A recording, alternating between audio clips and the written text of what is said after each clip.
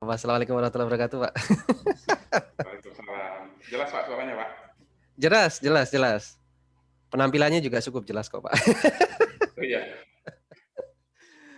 Apa kabar Pak? Masya Sehat? Allah, baik. Alhamdulillah. Gimana kabar, Pak Nurul nih? Alhamdulillah. Baik-baik anak muda lah Pak. Alah. Oh, enggak. Itu tadi nyebut saya maksudnya ya, Pak ya? Anak muda gitu. Aduh. Baik, Enggak, Pak. Apa enggak. nih? Saya panggil Pak Nurul, boleh lah. Siap. Ya, Boleh Pak. Nurul. Boleh. cukup jelas lah. Nanti kalau kurang-kurang jelas saya ini, Pak. Saya ingatkan nih, Pak. Ini suaranya kurang jelas atau mungkin khawatir saya juga yang sinyalnya masih kadang-kadang kan kita nggak stabil gitu, Pak ya. Betul. Ya, Biasa Pak. selamat datang nih, Pak. Ini nama lengkapnya saya baru buka di apa namanya di website kita ini ya. Namanya Pak Rahmatan Nurul Azmi, Pak ya. Saya cuma taunya Pak Nurul aja, saya Nurul Azmi aja. Ya, Pak. Rahmatan Nurul Azmi Pak. Jadi Oh, ada nurulnya di situ. Jadi ada keuntungan sendiri. oh. Kalau pergi terbang, mungkin tiketnya dikasih yang di sebelahnya cewek gitu Pak. Ini kayaknya keseringan gitu ya, Pak ya. Ya, Pak. Selamat datang, Ya, Pak, di channel saya nih. Judulnya kan ya Pak. Firman Sama-sama. Terima Supply kasih nih Pak Yoga udah nih, Pak. mengundang nih Pak. Sama-sama lah, Pak, tempat kita bisa sharing-sharing santai. Ya, ini kan hari-hari libur juga kan. Tapi kita harapkan bisa manfaat untuk kita semua. Khususnya ini penilai dan penilaian, Pak. Emang kita fokus di situ nih, Pak. Apalagi ini Ya. kan channel pribadi, biar nyaman, Pak. Kalau channelnya kantor biasanya agak canggung, Pak. Apalagi kalau bawa surat tugas nih, ada efek samping biasanya. Ya tapi saya nggak tahu loh Pak Nur lagi diperiksa apa enggak loh Pak. Jadi nggak ada konflik kepentingan ini. Baik Pak. Jadi Pak Nurul ini mewakili Barat, Pak. Karena kemarin Ya. Timur udah ada Pak Robi. Pak Robi. Ya kan? Dari ujung Level 1 Pak. timur. Oh, Dua episode ya Pak ya. iya. Jadi yang mewakilin Papua ya itu ya. Pak Robi, Jayapura. Nah, sekarang kita ke Aceh nih. Ke Aceh nih Pak Nurul Azmi. Saya panggilnya Pak Nurul, tapi kadang-kadang ada yang manggil Azmi juga. Oh, ini berarti namanya Nurul Azmi ini. Rahmatannya baru tahu gara-gara ngelihat itu Pak. Daftar Oh, nama penilai. Oh, ada Rahmatan juga depannya gitu kan. iya, betul. Tapi kalau nama lengkap 3 nggak bisa ketuker nih cowok apa cewek nggak bisa Pak. Ya, Cuman tengah doang, nah itu bisa tuh nama kedua gitu kan. betul. Nah ini sebenarnya Aceh itu saya beberapa kali ya sempat ke sana seringan sama ini sosialisasi Pak ya, Betul. pengadaan tanah gitu kan, urusan-urusan tanah sama Ibu Dirjen ya waktu itu, sekarang udah purna tugas ya Bu Ari Yuriwin. Nah selain itu saya nggak ketemu Pak Nurul. Tapi sekali selain urusan itu, urusan apa kemarin itu? Urusan masalah ya. Salah jalan-jalan Pak, lihat-lihat. Ya, gitulah. Saya ke wilayah provinsi ya. Ini provinsi Pak ya, bukan ke kota Acehnya ya, Banda Aceh ya. Kalau ke provinsi itu sebenarnya 2 kali Pak, selain yang ke Banda Aceh. Ya. Pak Nurul nggak ikutan. Yang jemput di bandara orang berseragam soalnya Pak. Agak Itu gimana gitu. iya. Gini-gini sedap. Tapi itu seru Pak. Jadi kita malah saya dari Medan. Maksudnya, Karena ya masuknya bukan dari Banda Aceh, dari Medan, karena kebetulan waktu itu kalau sebut nama boleh lah kali ya ke Langsa. Langsa itu lebih deket Medan kan Pak daripada lewat apa Banda Aceh. Katanya 8 jam ya, 7 jam apa 8 jam tuh. kalau dari Medan langsung 4 jam. Lebih dekat kan? Ya, ini udah ada tol nih Pak. Mungkin lebih cepat lagi nanti Pak. Oh, waduh, itu jasa penilai juga itu tol. Nah, tapi baru sampai di dari Binjai. Tapi ini tahun ini atau tahun depan dah. Udah Tapi bisa tol Tapi tolnya tol. nggak kayak ini kan, nggak kayak anekdotnya di jalan provinsi kan. Kalau jalan lintas kita bilangnya gini kan Pak, kalau kita masih goyang-goyang mobilnya kan, itu masih di Oh, Sumatera Utara kan. Begitu kita sama udah Pak. halus, itu di Aceh kan, jadi gitu. Jakarta juga. Ya, mungkin di Aceh sendiri kan termasuk yang kita ketemu kemarin juga masalah tol ya Pak ya. Hmm. Terakhir masalah. Jadi tol itu yang sekarang ini dari Medan Binjai sudah, kemudian mungkin tahun depan Medan bahkan sampai dari Siantar sampai ke Langsa. Oh Nah, yang dari iya. Banda Aceh sendiri, Banda Aceh sudah selesai itu sampai ke Janto. Tahun ini Hmm. Janto sudah ada. Mungkin nanti yang sebelumnya kan dari Banda Aceh Indrapuri, kemudian ke Janto, Janto mungkin nanti ke Sigli, Pak. Hmm. Jadi mungkin lebih lebih apa? Lebih cepat ya kalau untuk perjalanan di COVID gimana Pak? COVID Pak di sana Pak? Ini kan yang paling tren sekarang COVID nih ngobrol ini. ya, ya di Maret 2020 kemarin memang agak ketat ya Pak ya. Jadi kalau orang dari luar Aceh masuk ke Aceh sendiri di perbatasan itu memang diperiksa. Kalau Hmm. memang ada bawa surat jalan, terus kemudian harus lampirkan juga surat apa Tes itu ya, tes ya tes COVID. Kemudian rapid ya. di Kota Banda Aceh sendiri razia Pak. Jadi beberapa Oh iya, jalan diblokir, tidak boleh keliaran di luar. Itu di Maret sampai April. 2020. Iya. Oh. Kalau nggak kena pentung tuh sama dari aparat, dari tentara, tentara sih banyak kan kemarin Pak di daerah Banda Aceh ya sih khususnya. Itu Kalau sih Pak. setelah April sampai akhir 2020 udah turun Pak ya? Kalau Banda Aceh memang di Sumatera sendiri tergolong paling kecil ya Mhm untuk mhm. Iya iya yang kemarin heeh. terdampak virusnya. Karena mungkin penduduknya juga tidak terlalu ramai ya, mungkin Aceh sekitar berapa 7 jutaan ya. Mhm mhm. Tapi kalau daerah lain seperti Sumatera Utara sangat signifikan, makanya di perbatasan itu Oh dihalau gitu, dibatasi. Dia dicegat masuk, dulu. dicegat dulu, bawa surat jalan dulu. Kita juga semua Pak itu yang keluar masuk, ya mungkin keluarnya agak mudah lah kalau masuk ke Sumatera Utara, tapi kalau yang masuk ke Oh. Acehnya yang susah gitu. Di awal-awal di triwulan pertama sampai triwulan kedua di 2020. Kalau sekarang nih angin-anginan lah Pak, mungkin kalau ada kenaikan jumlah yang Jumlah terinfeksi mungkin baru mulai lagi ada razia-razia atau pembatasan. oh. Tapi relatif lebih, aman ya Pak, jumlahnya juga nggak terlalu signifikan. Kalau di berita kan Aceh itu termasuk daerah yang belakangan dan nggak banyak sih kalau ini ya, yang kena gitu ya, dampak. Ya, Pak Nurul boleh cerita, ini Pak Nurul sebenarnya asli Aceh apa enggak nih? Nah, as jadi kalau saya orang tua saya sebenarnya Pak kampungnya di Benar Meriah Pak. Dulu Aceh eee, Tengah namanya Benar Meriah, Tanah tem Gayo Pak namanya. tempat Jadi kopi itu. ya, jadi mau nggak mau jadi berkecimpung juga dengan kopi. Dia orang tua dari sana, jadi Mmm. waktu eh, awal-awal buka pun dari pusat kan dari pimpinan kan nyaranin ke daerah lain, Cirebon Pekanbaru kemana udah saya pulang ke Aceh aja lah. Bener Sekarang Meriah kita dari Banda Aceh berapa jam dari tempat Pak Nurul sekarang? kurang lebih 6 jam lah, Oh dekat lah ya. 6 jam. Tengah-tengah deh Pak, dari sini kalau kita ke Medan dia tengah-tengahnya. Berarti ya bisa dibilang asli lah, ya secara provinsi asli ya Pak ya, asli Aceh. Ya, Soalnya kayak Pak Robi, ya sebenarnya semua kita mikirnya gini sih, orang mau buka kantor gitu kan, di tempat-tempat yang tidak umumnya orang mau buka, secara umum kan gitu nih ya, konteksnya nih. Kalau nggak ada historisnya tuh susah Pak. Paling nggak bertahan lama gitu kan. Berapa banyak penilai yang buka cabang itu cuma nunggu orang asli situ yang cabang situ lulus. Udah lulus betul, balik lagi dia. Jadi kayak betul. ngetem doang gitu kan.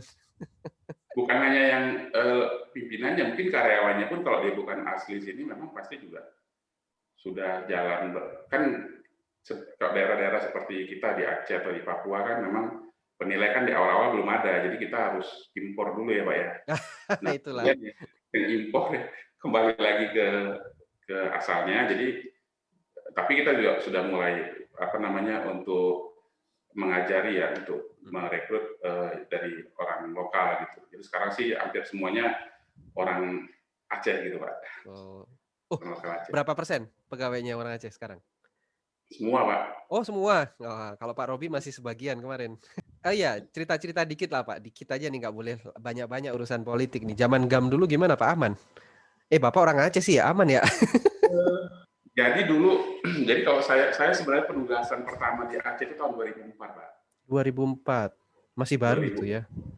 ya 2004 waktu itu masih di Medan, sekali ada penugasan ke Aceh, ada 2 kali, kemudian dari Jakarta juga ada juga penugasan ke Aceh. Jadi dulu yang saya ingat pertama kali survei itu 2004 bulan Desember tanggal 3. Masih Itu hafal tanggalnya.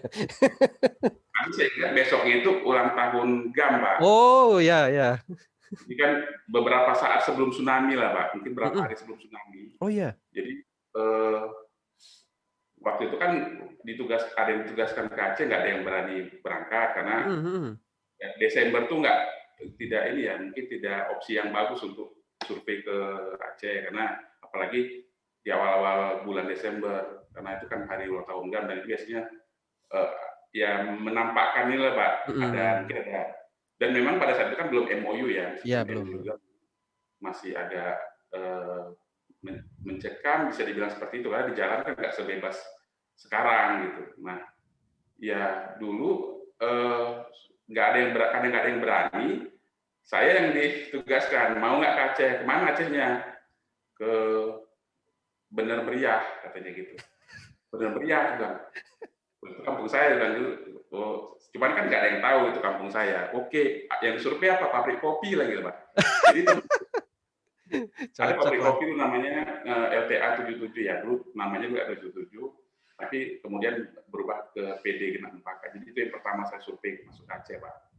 Jadi ya di situ yang besoknya memang kalau di daerah Gayo sendiri nggak terlalu riuh pikuk lah terkait dengan, tapi kan di daerah lain di perjalanan itu memang terasa Pak, ada apa namanya euforia yang Oh, lain itu kan nggak seperti yang di tempat ya. lain kita gitu. Agak rame lah, agak lebih terang lah, apalah gitulah ya. Ya, ya Suasana. paling mencolokkan di perjalanan itu ada lewat tank baja, Pak, tank baja, kemudian Hmm. macam-macam, Pak, Hmm. alat tempur ya. Jadi Hmm. tahun 2000 ya nggak jauh dari situ juga saya pernah survei tuh yang di daerah ID, Hmm. daerah nggak salah itu awalnya sih bukan saya yang survei, tim yang lain. Cuma tim yang lain udah pernah survei, udah Oh. pernah inspeksi karena pabrik sawit. Dia dari pinggir jalan lintas itu 10 km ke dalam. Hmm. Jadi waktu itu karena yang lainnya sudah tahu kondisi, diam-diam aja nih, nggak ada kabar. Cuma sempat dibilang sih agak ini sih agak masuk ke dalam gitu. Cuman oke lah saya survei. Waktu itu saya yang ditugaskan dari Jakarta tuh Pak. Kepentingannya untuk kayaknya EY juga ya, laporan keuangan EY. Jadi saya masuk salah satu perusahaan Salim Group.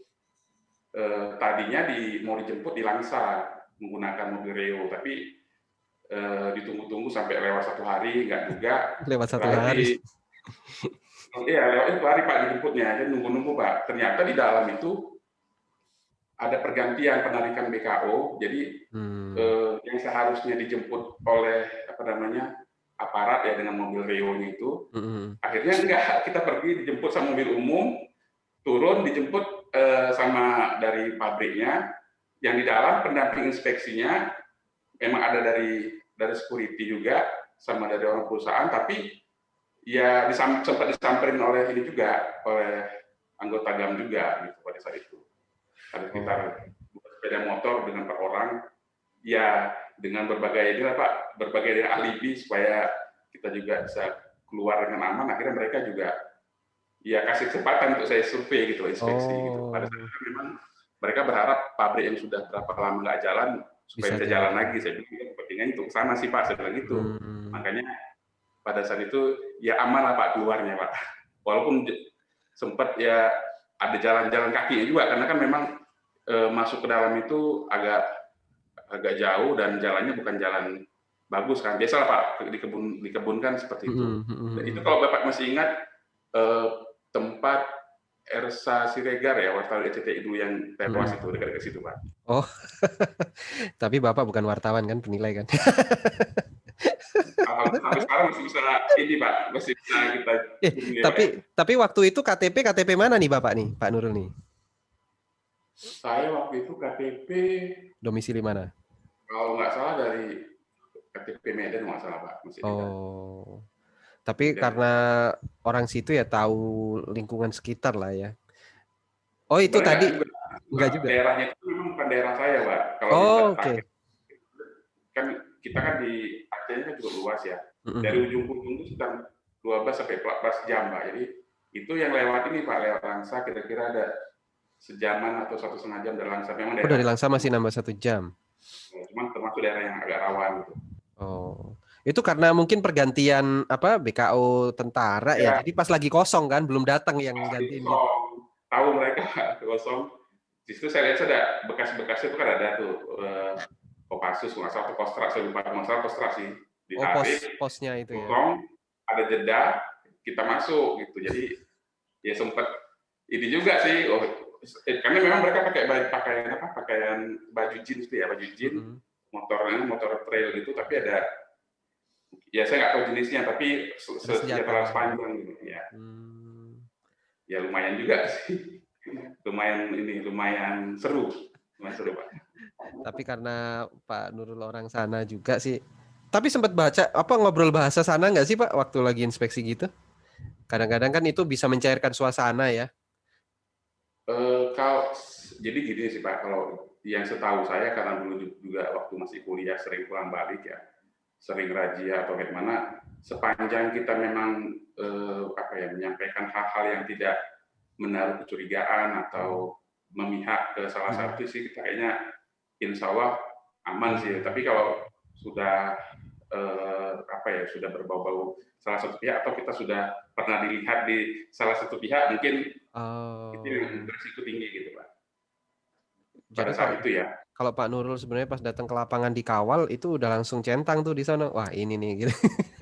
Jangan-jangan Kalau di kawal kan nggak kelihatan Pak, oh masuk dalam gitu. mobil kan Oh kita iya iya iya iya iya benar. mungkin dari luar dijemput motor trail juga gitu, sepeda motor juga dijemput. Dikawal Yang juga. tadinya harusnya dari Langsa itu dijemput sama kendaraan paling nggak lapis yang ini Pak yang lapis baja. Zaman itu kan biasa Pak, kalau di Aceh itu yang lewat mobil tank baja, kemudian mobil Biasa ya. lapis baja. Karena di aspal itu kan bekas-bekas apa namanya? Bekas-bekas Ya, kelihatan lah. langkah kelihatan gitu. Tapaknya itu ada tuh orang berat segitu. Ya, tapaknya itu kan kalau berpapasan pun kita harus ngalah, nggak bisa enggak. Karena sekali branding itu panjang. Habis Gitu. lah. Habis lah kalau nggak ngalah, Pak. Ini Pak ya sebelum tsunami. Sekarang kita ngomong urusan lidah dan rasa kan tadi Pak Nurul. Sebenarnya dari dulu-dulu juga saya dengar-dengar doang nih. Ya. Pak Nurul ini bisnis kopi juga ini Pak. Masih nih Pak? Masih mungkin, tapi COVID punya pengaruh Pak.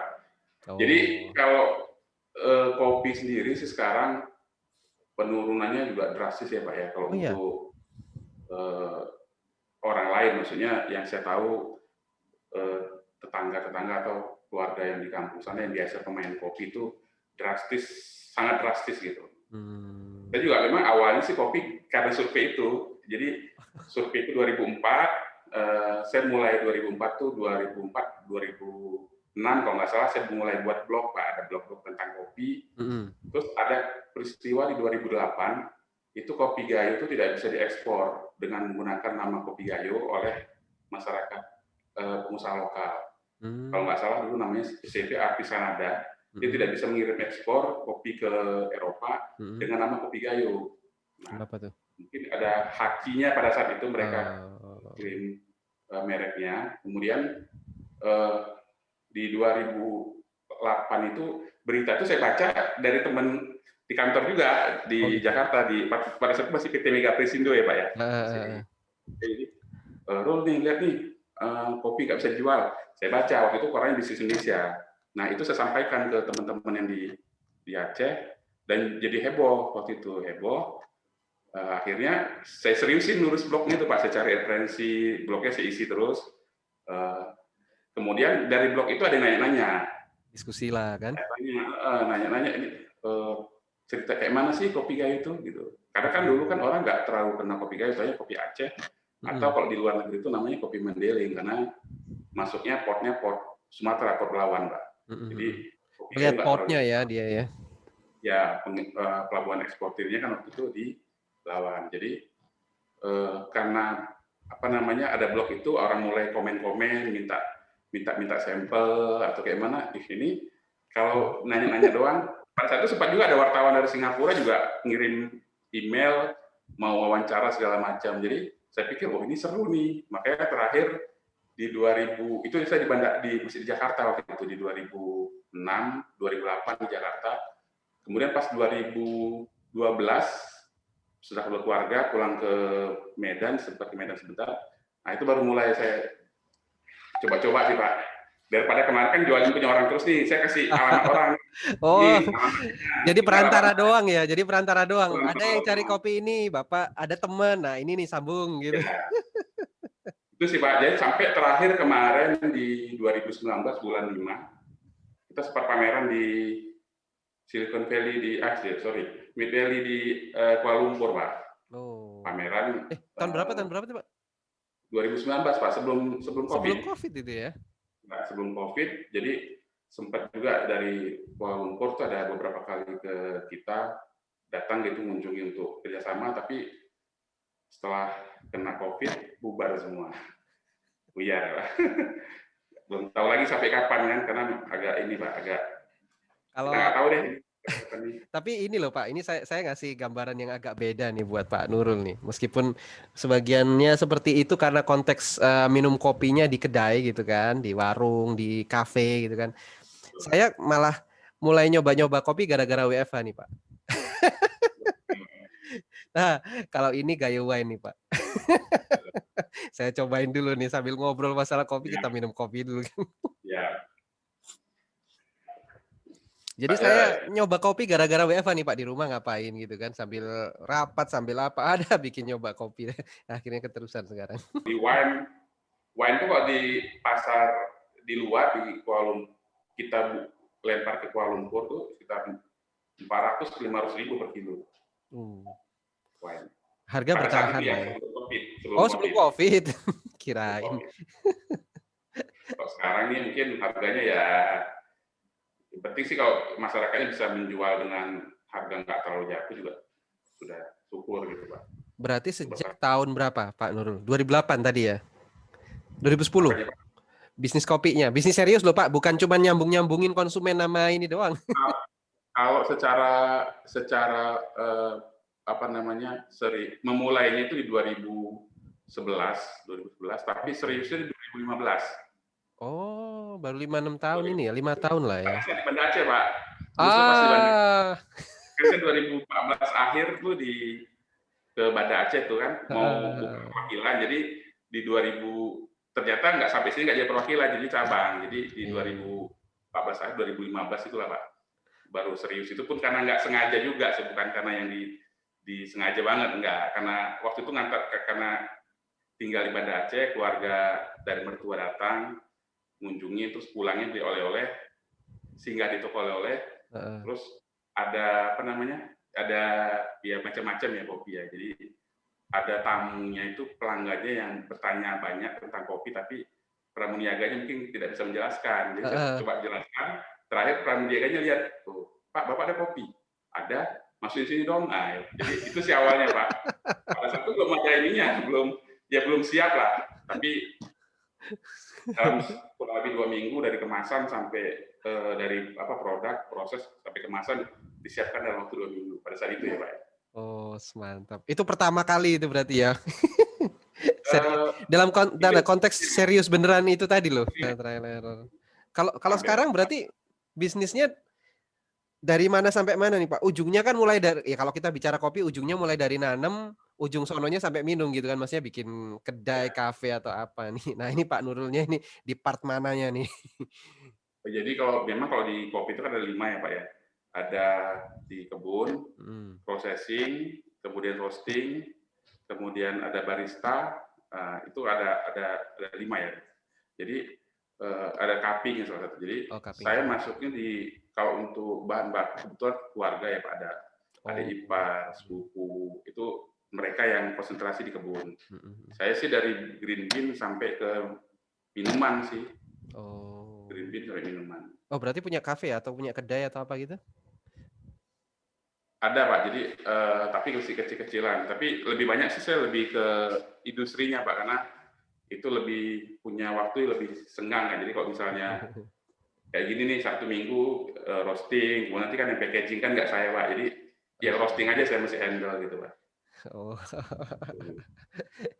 intinya kan sebenarnya jadi penilai masih bisa nyambi gitu kan? Ntar dulu, ini yang nyambi penilainya apa roasting kopinya? Gimana ya? Masih kopi sih, masih kopi. Cuman tahu kita ya Pak ya, lihat kondisi juga nanti. Waduh. Karena kan banyak tuh sebenarnya banyak loh penilaian pemain kopi juga. Bahkan eh, si apa anak almarhum yang anomali kan juga penilai yang punya. Iya, iya. Jadi Ya saya nggak teman sepangkatan juga. Iya. Satu angkatan P3 P4. Jadi banyak sih sekarang mungkin ya di apa namanya di teman-teman di penilai juga sudah mulai merambah itu, ada yang di kafe ya, ada yang di ya. produk. Oh, lumayan lah itu, Pak. Ya intinya kan sebenarnya profesi penilai ini tidak menghalangi Bapak untuk bukan nyambi lah, taruh kita bilang itu. Sebenarnya kan kalau dibilang nyambi juga saya nggak ngelihat itu bukan apa, bukan utama nih kalau kita bicara pengetahuan, diskusi, bicara angka-angka tadi kan berarti kan ngamatinya serius juga ya, nggak bisa dibilang nyambi sebenarnya. Tapi kan double lah mungkin ya. Ya tetap beban sementara Tapi kalau masih waktu sih lebih banyak dipenilai tentu waktu Pak. lebih Jadi, banyak dinilai. dia kalau misalnya ada weekday weekend ya weekday-nya tetap kita dipenilai. Oh ini cuman ini ya, benar-benar cuman weekend Sorry, di gitu? weekday-nya penilai tapi weekend-nya yang di copy gitu. Oke. Oh berarti di Karena kan yang Sabtu tapi Minggu. setelah itu sih bukan di saya lagi, ada timnya sendiri Pak untuk menjalankannya untuk hari-hari biasanya seperti itu. Oh bukan berarti kemudian Senin, Selasa, Rabu, Kamis, Jumat, tutup, Sabtu Minggu buka kayak gitu ya. Enggak, Cuman yang sebenarnya dia jalanin udah ada yang lain gitu kan. Jadi saya timnya lah. surprise-nya ngopi di Aceh itu budaya itu sampai itu loh.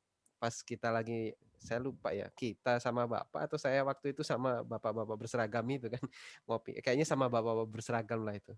Bukan di Aceh berarti, bukan di Banda Aceh berarti waktu itu. Nah, itu ngopi sampai jam setengah satu, jam satu gitu kan. Wih ini masih tahan aja nih. Kita udah teler kan nggak biasa ya, apalagi saya gitu. Udah gitu pas di samping-samping saya lihat juga masih rame. Ada yang mungkin saya nggak tahu ya apakah sampai seperti itu. Ada ibu-ibu ya dia gendong anaknya. Anaknya tuh sampai tidur gitu. Tapi masih serius ngopi ngobrol gitu. Sampai gitu budaya. Tapi itu menarik juga loh kopi itu Pak dibalik gitu. Zaman dulu udah dibalik gitu atau cuman karena tren sekarang aja tuh Pak? Itu udah kebiasaan dari dulu sih Pak ya. Tapi kalau saya Oh. mungkin referensi saya nggak dapat nih kalau untuk yang sampai yang dulu ya Pak. Tapi kalau di daerah Udah lama lah Melambo ya gitu ya. Udah lama lah model itu. biasa tuh kopi cup nanti kopinya gelasnya di bawah, taruh apa piring gelasnya dibalikan, nanti minum pakai gelas. Gitu. Kalau di Gayo sendiri ada namanya kopi ketup.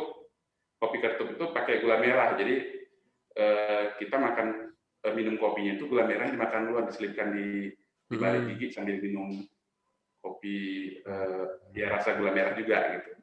Masing-masing daerah ada ininya Pak, ada tradisinya gitu. Menarik, menarik, menarik. Itu padahal masih satu provinsi macam-macam loh Pak ya. Belum kopi apa kalau yang umumnya Aceh kan kopi saring ya Pak ya. Saring apa saring itu namanya? Saring, sanger ya. Sanger. Sanger pengertian Pak, itu Oh gitu. istilah ya sanger kan Heeh. campurannya creamer atau susu itu zaman tahun berapa gitu di daerah Unsia, daerah kampus Darussalam. Jadi kalau mahasiswanya sudah ujung-ujung bulan, Mm-mm. uangnya kurang, Mm-mm. kiriman belum sampai, Heeh. ya bilang saling pengertian lah, saling pengertian. Jadi campurannya susu supaya harganya nggak terlalu mahal. Jadi singkat sanger, kopi sanger. Tap- Coba. Tapi kalau udah pindah dari Aceh keluar Aceh jadi mahal Pak. Berarti di mana ya? Oh tapi baru tahu saya itu sanger itu artinya saling pengertian gitu ya. Ya, pendekan dari sana. Oke oke. Tapi kalau kita bicara kopi nih terakhir nih Pak sebelum kita pindah tema gitu kan.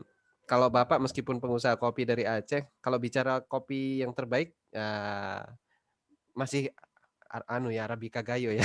Karena orang bener meriah enggak atau gimana nih?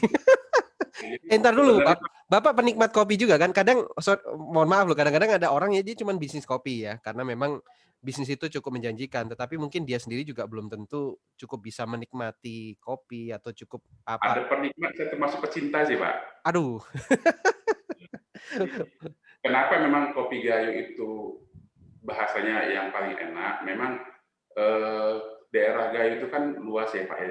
Dia termasuk area terluas kalau di Indonesia dengan dikelilingi sekitar 10 gunung api, gunung berapi. Jadi unsur-unsur yang apa namanya unsur mineralnya itu meresap di kopinya sendiri. Dan karena memang daerah tumbuhnya itu bermacam-macam, jadi komplit gitu Pak. Rasanya itu komplit. Dan memang kopi Gayo kalau di luar Pak, di pasarnya kan kok pasar global menggunakan perdagangan internasional itu kan di New York ya Pak ya. Itu harganya pun sendiri di atas $1 atau sampai $2 di atas harga rata-rata. Jadi kalau harga rata-rata sekitar 3,5 atau sampai 4, di Gayo sendiri bisa 6, 7 gitu Pak. Mantap. Dolar per kilonya. Jadi ya beda dari harganya, beda juga, kemudian dari kualitas, dan Ya, sering digunakan pasar membuktikan. untuk blending Pak. Jadi kopi-kopi daerah lain supaya mempunyai aroma, kan kopi itu aromanya kuat, kemudian ngangkat rasanya rasa ya, ngangkat rasa yang lain gitu. ya ngangkat rasa yang lain. Jadi sebagai penyedapnya lah. Nah, itu. Wah, mantap lah. Nah, sekarang kita fokus lagi geser nih Pak ke penilai nih Pak. Ini pertanyaan nih, ada pertanyaan klasik nih. Saya pasti pertanyakan ke semua tamu, tapi jawabannya beda gitu kan. Sejarahnya gimana sih Pak? Kok bisa nyambung ke penilai gitu Pak? Nah, boleh cerita nih. Penilai Pak ya. Jadi Ah, waktu saya kuliah Pak di Medan, eh, saya ingat ada dosen namanya Pak Rudi. Pak Rudi ini dosen pemasaran. Pada saat itu dia menyampaikan di akhir-akhir kuliah sebelum UAS ya, ujian akhir semester. Dan itu setelah itu saya akan skripsi gitu Pak. Jadi dibilangnya, kalian mahasiswa, kerja kalian apakah hanya dari rumah ke kampus? Apakah tidak ingin untuk ya sambilan lah gitu, nyangkut mana dulu magang. gitu. Ya, ketika dia sampaikan seperti itu, selesai kuliah, dia masih nyusun buku, saya tanya, Pak, yang Bapak sampaikan tadi saya tertarik, Pak, saya mau magang. Saya bilang gitu sama dia. Nah, pada saat itu, oke, kamu kalau memang beneran mau magang, besok datang ke kantor saya. Nah, memang pada saat itu juga saya proposal saya untuk skripsi waktu itu kan tentang studi kelayakan Pak. Jadi di kantornya beliau menelpon lagi orang lain yang kebetulan sebenarnya bersebelahan kantor. Nah, orang tersebut adalah Pak Jenderal Arifin, Pak. Oh. Sebelah-sebelahan, ibaratnya saya dititipkan ke beliau lah untuk magang waktu itu tahun 2004 bulan berapa ya, bulan 4 atau bulan 5 gitu Pak. Kuliahnya di Medan berarti Pak ya?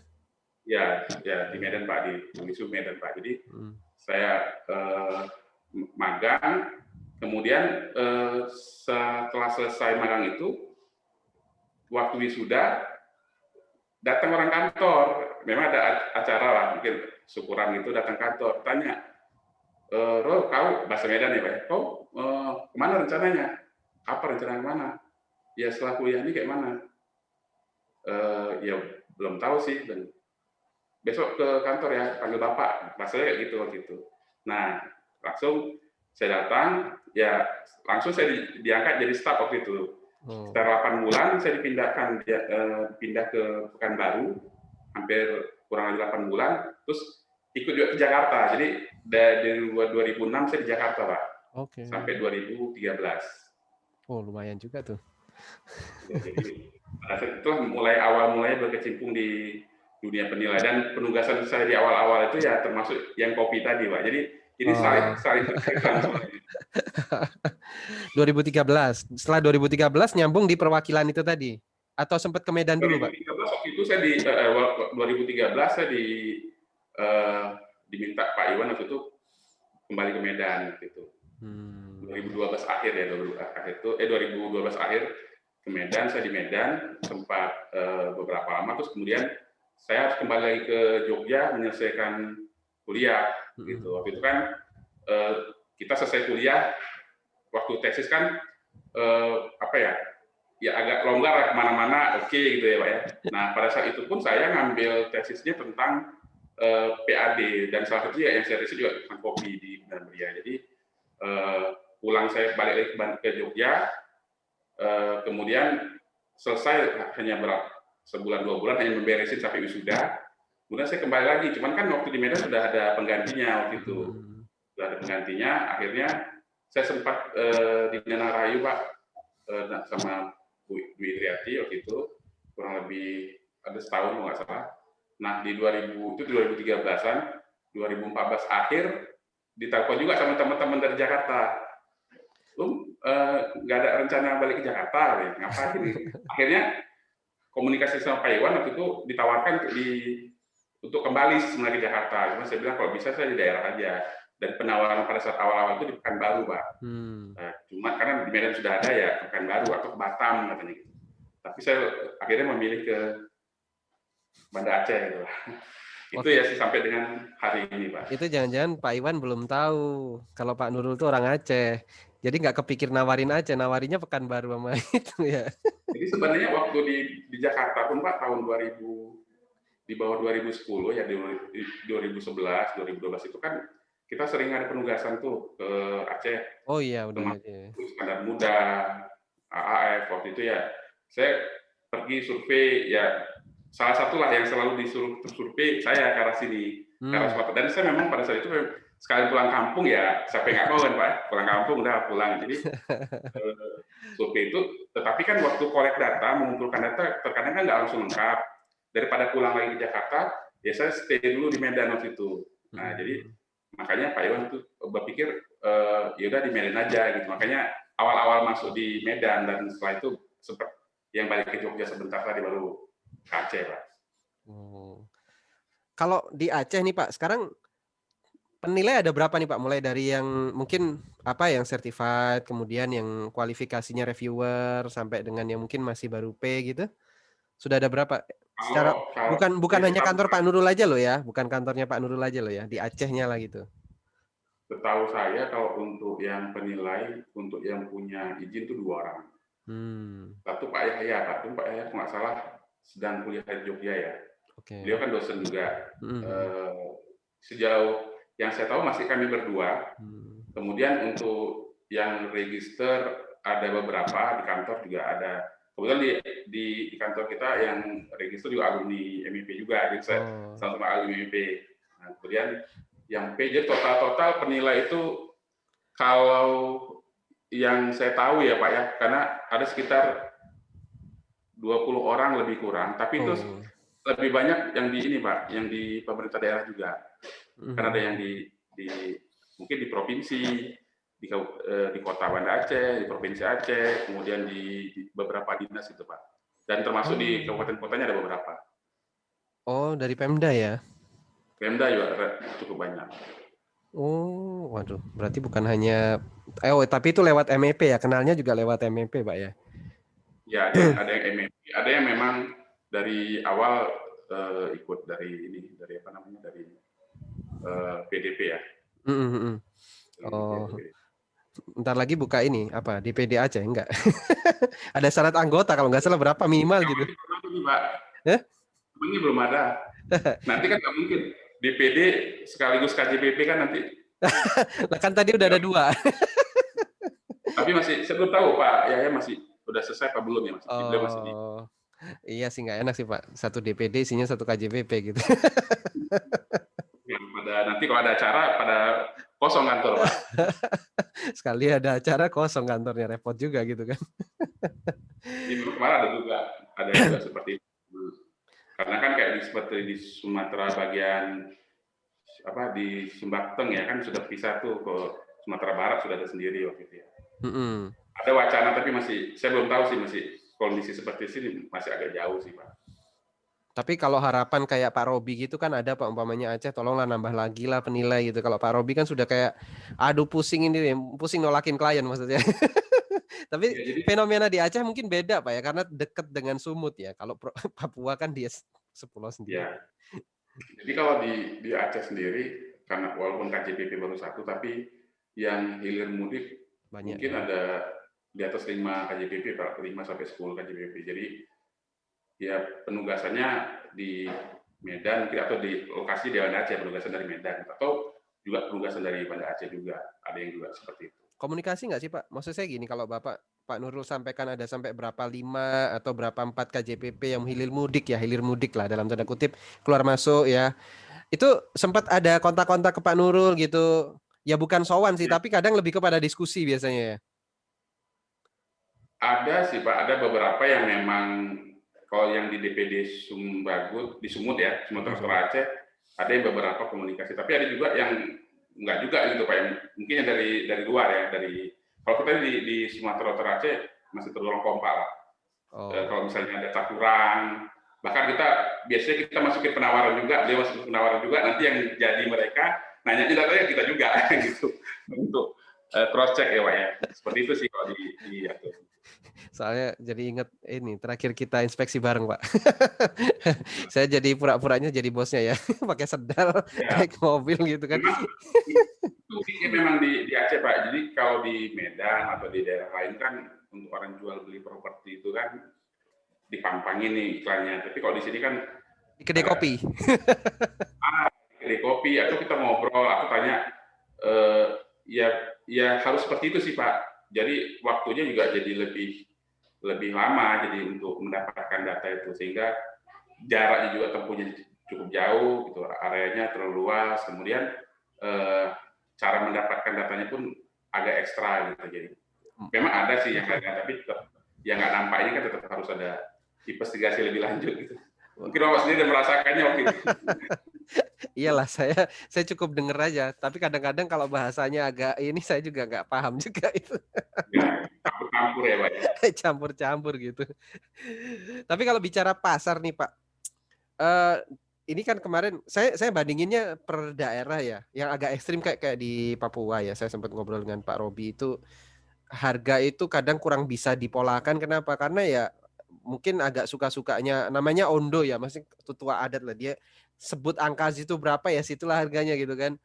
Kalau di Aceh nih secara umum bisa dipolakan nggak sih Pak harga itu? Atau jangan-jangan ya itu tadi mungkin karena transaksinya tertutup atau seperti apa sehingga ya harus ke kedai kopi, harus ngobrol gitu kan. Kalau ngobrol kan harus pakai modalnya bahasa sono itu repot juga tuh. Ya. Jadi kan bertolak belakang dari warung kopi juga. Jadi memang banyak informasi yang diperoleh di situ, Pak. Jadi siapa yang baru jual, siapa yang sedang menawarkan itu kan dapat informasi lebih akurat ya. Kita bilang di situ. Dan mungkin akurat bisa jadi dari yang langsung, Pak, langsung. Tapi pengembangannya kita kan bukan hanya dapat satu data, dua data terus kita selesai gitu. Kita dapat pasarannya. Jadi kita apa ya? Kisaran-kisaran harga itu sudah terbentuk pada saat ngobrol itu gitu, Pak. Istilahnya masuk radar dulu lah, Pak ya. Masuk radar tuh ada 5 titik, 4 titik. Nah, barulah itu dikejar ke titik situ kan. Biasanya kan penghubung, dia kan yang di warung kopi itu kan, kedai kopi itu kan cuman penghubungnya tuh. Ntar dikejar ke yang punya, dikejar yang nawarin, barulah gitu kan Pak ya. Karena banyak broker-brokernya banyak di situ, Pak. Wah. Kita kan harus cari apa namanya informasi lebih lanjut yang ke pemilih gitu ya. Mungkin kalau polanya tentu ya kalau untuk harga sebenarnya di Aceh nggak seperti yang lain yang dari harga sekian terus mau turun drastis sekian. Karena memang kalau kita pun ke pasar Pak di sini kebentuk harga itu nggak yang nurunkannya sampai kalau di Medan bisa 50%. Ini nggak, polanya memang nggak terlalu jauh-jauh dia penurunannya. Dari mungkin, angka yang diobrolkan ketika itu? Iya, nggak terlalu jauh. Walaupun ada satu dua yang memang cukup jauh, tapi secara umum ya Pak, secara umum ya nggak jauh-jauh dari situ gitu. Dan kita juga kan coba pelajari berapa sih, kalaupun ada apa namanya pihak lain perantara yang masuk ke situ tuh berapa sih dia ngambil. Jadi kita bisa kira-kira lah sebenarnya harga netnya segini gitu. Tapi ya kita coba nanti dapat informasi lebih lanjut untuk menanyakan kepada si pemilik langsung atau yang sedang menawarkan. Tapi secara umum bisa dipolakan Pak ya, di daerah yang lebih ramai berarti nanti tingkatan harga bisa mulai grafiknya naik gitu kan, kemudian daerah sepi turun gitu kan. Makanya tadi saya bandingkan dengan Papua tuh kadang agak ekstrim tuh, mau rame mau enggak begitu itu urusan. Biasanya di pinggiran sih memang, kalau di kota lebih ini ya, lebih tertata lah gitu. Itu suka-suka apa tetua adat atau istilahnya di sana kan ondonya dia sebut berapa itulah harga kan. Itu repot.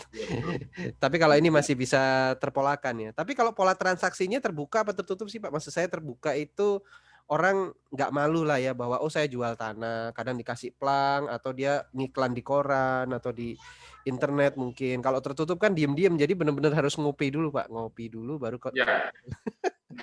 Pak, kalau di mereka juga kan tidak ingin apa ya dipublish gitu, kalau mereka baru jual beli seperti itu. Oh, Karena kan agak tertutup berarti ya? kecenderungan kan, ya jual beli ini kan ada sesuatu ya, apakah lagi susah kah, atau lagi Mmm, uang, atau kayak mana. Jadi hal seperti itu juga mereka cenderung lebih tertutup. Tapi kalau di daerah-daerah yang memang di tengah kota, yang memang sudah ada pelang iklannya, mungkin itu ya terbuka. Tapi kalau di daerah yang memang di pinggir, ya walaupun nggak jauh dari kota, itu banyak juga masih memegang apa ya Pak ya, masih memegang apa, bukan malu sih Pak, tapi ya nggak mau nggak terbuka lah mhm untuk mhm menyampaikan. mhm. Kalau Kalau malu kan dia juga malu, tapi ini memang nggak mau terbuka. Jadi lebih bagus dari warung kopi itu dia lempar informasinya, nanti dari mereka juga kemana-mana gitu. oh, jadi mereka kalau mau jual tanah juga udah tahu nih ngomongnya ke siapa. Siapa itulah yang nanti menghubungkan dengan calon-calon pembeli Betul. entah lewat warung kopi atau apa Ya, udah tahu ya? jadi masing-masing daerah dan masing-masing kampung ada pemainnya gitu, memang ada Mmm, brokernya gitu. Jadi kita harus jumpai dia, walaupun nanti kita telusuri ke pemiliknya.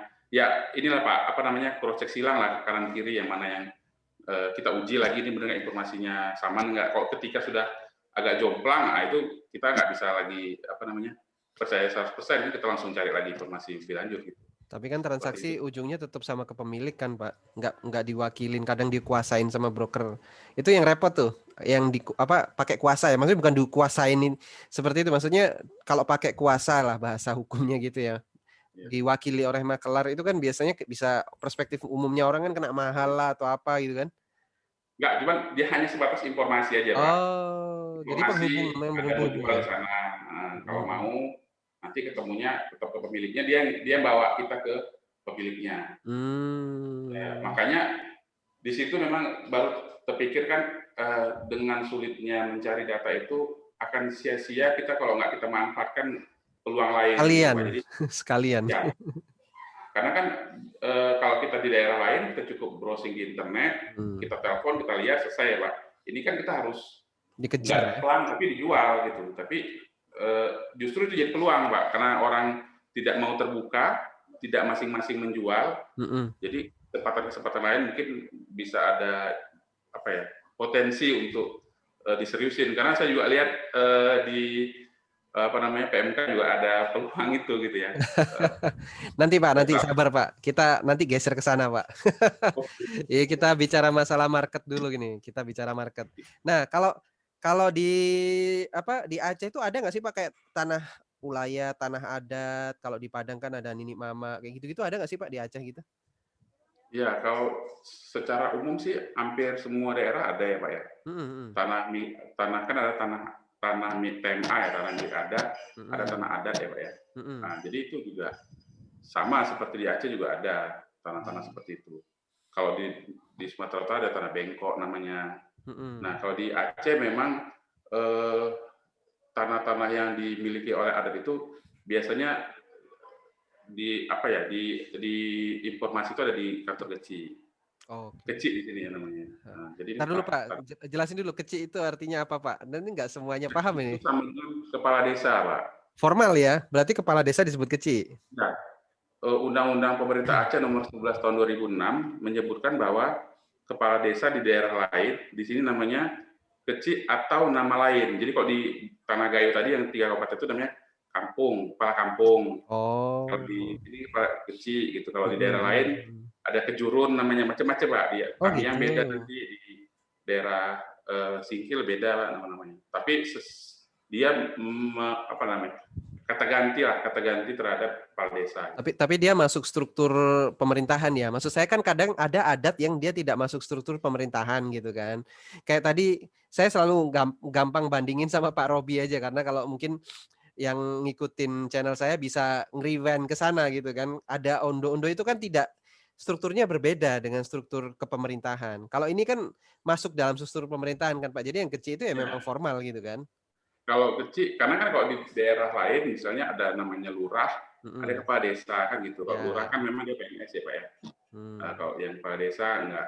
Di sini sama Pak, mmm, kecil sama kepala desa sama. oke, Nah, satu nama untuk terutama daerah-daerah pesisir ya, daerah pesisir seperti Banda Aceh, Pidi Jaya, Pidi sampai Biren itu sebutannya kecil. Tapi kalau di daerah gunung itu kepala kampung. Nah, kepala kampung itu umumnya sih kepala desa kalau di luar kepala desa. Jadi sebagian besar sih nggak PNS. Oh. Tapi dia struktur pemerintahan terkecil perangkat desanya gitu. Pemilihannya Pak ditunjuk atau apa? Kalau kita kan pilkada ya kalau di desa-desa secara umum. Kalau pemilihannya itu Pemilihan pakai kecil, Pak. Pemilihan kecil namanya. oh.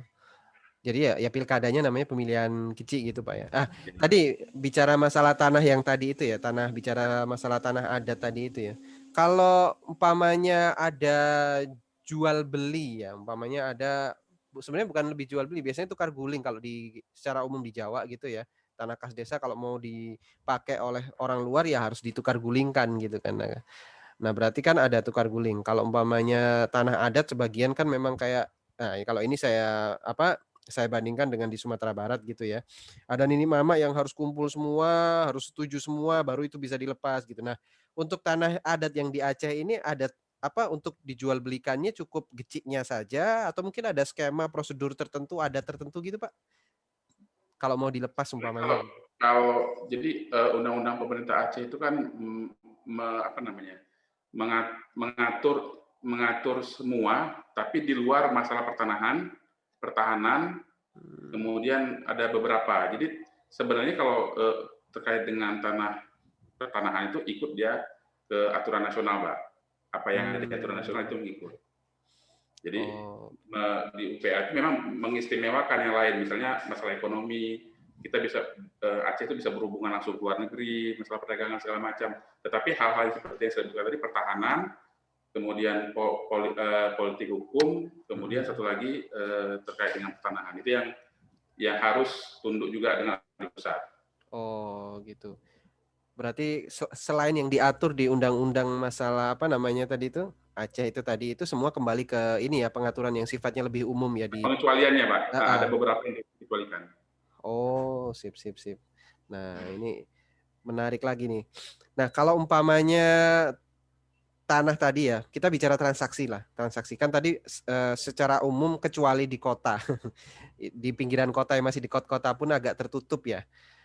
Pencatatan di kecil itu ada nggak sih Pak? Di kecil atau di ya kecil lah. Saya repot juga nyebutnya bukan kelurahan ya. Kalau di sini kan ada kantor kelurahan Pak. Kalau sana kantor kecil atau apa? Ada nggak sih setiap transaksi itu kemudian dicatatkan di itu? Jadi kalau umpamanya penilai mau nyari data, coba dulu deh telusurin ke kecilnya atau lebih valid ngopi aja Pak. Enggak, Pak. Jadi kalau untuk pencatatan setiap orang yang kita tahu ya nggak semuanya dia masuknya ke kecil. Tetap ada juga notaris kan Pak, PPAT ada juga. Jadi transaksi itu nggak hanya melewati camat kan, PPAT-nya camat ya Pak ya, tapi juga ada notaris. Jadi tidak semuanya terinfo juga, karena kita tanya juga apakah ada informasi, oh nggak ada, nggak tahu, dia jual beli langsung gitu. Berarti kan kalau jual beli langsung kan artinya melewati dari mungkin notaris ya, PPAT maksudnya. Nggak semuanya terlapor ke kecil juga. Tapi jual beli bawah tangan masih ada Pak? Yang ya udah yang penting Ya itu mungkin pindah di aja gitu. mana-mana mungkin masih ada. Masih ada. Masih ada. Ini kalau apa namanya di beberapa daerah ya kadang-kadang kan kalau mau kita ngobrol taruhlah ketemu sama makelarnya lah taruhlah di warung kopi lah gitu tetapi kan orang itu kan dari awal ngobrol atau pertengahan kan udah dikenalin nih ini orang mana mamanya kayak saya ini orang Jawa lama-lama kan kebuka juga logatnya atau dari awal juga udah tahu kemudian kayak Pak Nurul ini oh ini orang sini nih kayaknya kan gitu. Nah, ada ngaruh ke harga nggak sih, Pak, kira-kira yang nawar siapa, yang anu siapa gitu? Jadi umpamanya yang nawar orang sana lebih murah, kalau umpamanya orang luar daerah, wah kasih mahal Ya. gitu. Kadang-kadang ada kan mungkin kayak gitu. Itu ada nggak sih, Pak, di sana, Pak? Bisa jadi ya Pak, karena mungkin dari logat kan ketahuan Pak. Iya iya, Kita heeh. logatnya ketahuan nih, oh ini dari orang dari luar, dari mana. Cuman karena walaupun saya mungkin logatnya dari luar, tapi saya paham mungkin kita paham situasi di situ. Jadi kita bicaranya nggak langsung ke situ, kita bicaranya kemana-mana dulu. Jadi kita coba menguasai tanda kutip panggung mereka gitu. Oh ini seperti kondisi kayak gini di sini seperti ini. Dan kita coba gali terus gitu. Walaupun kita nanti dari mana ya, tentu kita jawabnya kan dari Banda Aceh. Walaupun dari luar bisa saja mereka menyampaikan di awal tuh harganya tertentu, tapi kita juga akan cross check lagi dengan yang lain gitu. Apalagi kalau sudah ngumpul beberapa orang kan mereka juga nggak bisa keep satu apa namanya, nggak bisa kompak dalam satu waktu gitu. Oh enggak, sekian di pertentangan mereka sendiri kan kita tahu Pak. Ya, tahu bagi yang tahu Pak. Maksudnya kalau pasif kan minimal dia ngomong apa kita ngerti Pak. Tapi nggak ngerti ya cuman cuman Ya itu mungkin tantangan sendiri. Tapi sih sebenarnya nggak sepanjang yang saya tahu, mungkin ada beberapa yang kita harus mungkin menggunakan bahasa daerah, tapi secara umum sih nggak perlu sih. Orang lokal pun paham kok kita komunikasi apa. Walaupun nanti balasnya mereka pakai bahasa lokal juga gitu. Kita yang berusaha untuk memahaminya gitu Pak. Tapi ada ya apa kemungkinan itu cuman nggak terlalu signifikan lah. Maksudnya nggak sampai mereka itu ada 3 orang atau 4 orang yang memang biasa pegang pasaran di situ. Begitu tahu ini orang luar mereka langsung sepakat bahwa udah kita kasih mahalin juga, nggak gitu juga ya. Jadi kalau mereka tuh lebih ke ini, apa yang sudah pernah terjadi di sekitarnya. Oh sana, jadi ada barometernya. Kalau di daerah sekitar itu harganya sekian, ya mungkin si penjualnya menawarkan sekian, tapi bisa up mengikuti yang sudah transaksi. Urusan aja sekian gitu. Jadi mereka akan coba banding-bandingkan juga dengan daerahnya gitu. Yang sudah pernah terjadi. Sekarang kita geser dikit nih. Kalau kita bicara NJOP, kemudian angka di PPAT, kemudian angka di maklar. Yang bisa dipegang yang mana, Pak? Kalau NJOP sendiri kan memang nilainya kan memang ketetapan dari pemerintah ya Pak ya. Kalau di sini itu udah digeser nih, berarti NJOP udah. Terus tinggal PPAT sama apa kata ini? Warung kopi. PPAT mengikat dari NJOP yang diambil dari datanya dari kota. Udahlah geser 2 lah. Data 2 itu kita biasanya nggak masuk ke ini Pak, data pembanding. Soalnya kalau kayak di DKI ini NJOP-nya udah tipis-tipis tuh Pak sama nilai pasar. Ya, kan diupdate ya Pak, JNT-nya kan diupdate. Kalau di daerah sini ya mungkin terlalu luas Pak untuk update-nya juga gitu. Mungkin itu yang masih menggunakan kalau untuk pembayaran pajaknya tetap pakai NJOP atau dari kota. Biasanya kalau notaris tuh notarisnya akan menyarankan ke kota atau mereka yang ngurus lah tarifnya sekian nih yang ditetapkan dari wali kota, baru dan itu selisih pastinya dari harga transaksi itu selisih. Ya secara mudah bisa kita lihat berarti lebih pegang yang warung kopi Pak ya. Secara agak mudah. Bisa dibilang seperti itu. Ya. Nah, dan itu bisa dikembangkan Pak. Kalau yang di PPAT itu kan agak sulit dikembangkan. Ya berhenti di situ lah pasti. Kalau di PPAT ya angkanya berhenti di situ. NJOP juga angkanya ya berhenti di situ. Nggak bisa dikejar lagi kan. Lebih cenderung ke ini ya, ke masyarakat sih Pak. Sekarang kalau saya minta pendapat Pak Nurul nih. Prospek bisnis penilaian kalau buka kantor di Aceh gimana Pak? Jadi Aceh ini kan 23 kabupaten kota Pak. 23 kabupaten kota, kemudian ada provinsi, kemudian kalau untuk coverage-nya mungkin untuk satu KJPP itu nggak mungkin, Mbak. Makanya sekarang kan ada yang saya bilang tadi, katakanlah 7 atau sampai 10 memang masuk ke Aceh. Jadi dari situ sebenarnya sudah tahu kita bahwa kalau satu itu nggak mungkin. Oke. Nah, itu sih Pak, kalau satu itu nggak mungkin. Karena daerahnya cukup luas, kemudian ya di Aceh memang kurangnya di industri Pak. Di kita ini kurangnya industri. Beda dengan daerah-daerah lain gitu, daerah-daerah misalnya di daerah yang nggak terlalu ramai juga, misalnya Jambi atau Bengkulu. Nah kalau di Aceh kan memang tidak perbandingannya kira-kira gini Pak. Waktu itu saya pernah tanya salah satu bank BUMN di orang AU-nya atau RM-nya, kalau di Aceh itu masih realisasinya 400 miliar, di Sumatera Utara yang di pinggiran, artinya di Siantar, yang di tengah ya Pak, Siantar, kisaran itu mereka sudah sampai 1 T untuk realisasi kredit. Berarti kan kita nggak bandingin ke Medannya nih, kita bandingin yang di daerah-daerahnya. Dan memang pada saat kemarin hampir semua ya, mungkin satu yang kantor wilayahnya di sini, Bank Aceh atau BRI, tapi selebihnya Bank Mandiri, bank-bank yang lain itu kanwilnya di Medan. Oh, ya? Sehingga sehingga, ya lebih banyak kalau untuk jadi ini dilema juga seperti ini, Pak. Kewajiban untuk penilaian itu kan kalau sekarang ini kan yang di OJK ya, itu kan BI apa OJK itu 10 M ya, Pak. Mhm Dari mhm. dulu 5 M jadi 10 M. Sementara untuk yang 10 M itu kan di level industri. Ya. Nah, sementara di Aceh industri kurang. Oh. Nah, dan sekarang ini dulu ada 3 BUMN konvensional itu udah nggak ada lagi. Sekarang Mmm. kemarin beralih ke syariah, jadi tinggal BNI Syariah, Mandiri Syariah, BRI Syariah. Nah, jadinya di merger jadi satu BSI, ya tinggal Mhm. satu. Jadi dari 6 bank tinggal 1 bank sekarang, Pak. Itu Tapi yang coverage-nya kan satu provinsi itu. satu provinsi. Kita geser lagi nih, Pak. Kan tadi cerita-cerita tsunami nih, Pak, sempat inspeksi berarti ya. Nah, Ya. kalau berdasarkan pengalaman Pak Nurul nih, tsunami itu kan ada ya pasti ada ngaruh di properti gitu kan, Pak. Pasti ya logika saya, nih saya nggak tahu nih, saya harus korek-korek nih. Ada pengaruhnya di harga